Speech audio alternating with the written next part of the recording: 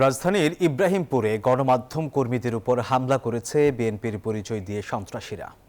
এতে গুরুতর আহত হয়েছে নিউজ 24 টেলিভিশনের ক্যামেরা পার্সন। তাকে উদ্ধারে এগিয়ে গেলে আহত হন রিপোর্টার এবং গাড়ি চালক।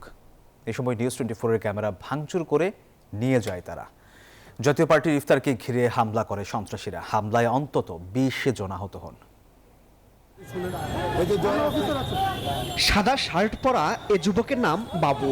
নিজেকে বিএনপি নেতা পরিচয় দিয়ে তার নেতৃত্বে বুধবার বিকেলে রাজধানীর ইব্রাহিমপুরে জাতীয় পার্টির ইফতার মাহফিলে আসা নেতাকর্মীদের উপর এভাবে হামলা চালায় সন্ত্রাসীরা।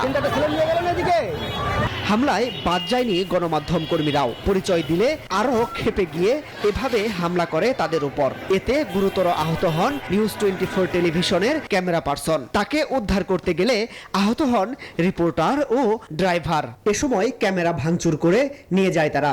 প্রচুর হট্টগোল হচ্ছিল, পরে আমাদের গণমাধ্যম দেখে আর বেশি তারা এগ্রেসিভ হয়ে যায়। তখন আমাকে ধরে নেয়, আমাকে মার দেয় এবং ক্যামেরা ছিনিয়ে নিয়ে তার ক্যামেরা ভেঙে ফেলায়। আমি যখন আমাদের ক্যামেরা পার্সনকে দেখলাম ধরে ফেললো, ঘিরে ফেললো চারিদিক থেকে, তখন আমি তাকে সহযোগিতার জন্য আগায় যাই। যাওয়ার এক পর্যায়ে একজন আছে সাদা শার্ট পরিহিত, সে আইসা আমাকে কলার ধরে টান দিয়ে নিয়ে যায়। পরে রেস্টুরেন্টের মূল ফটকের সামনে অবস্থান নিয়ে আটকে পড়াদের উপর এভাবে হামলা করে তারা। বাবুর নেতৃত্বে এই হামলায় মাথা ফেটে যাওয়া সহ আহত হন অন্তত 20 জন। ভেঙে ফেলা হয় বেশ কয়েকটি মোটরসাইকেল।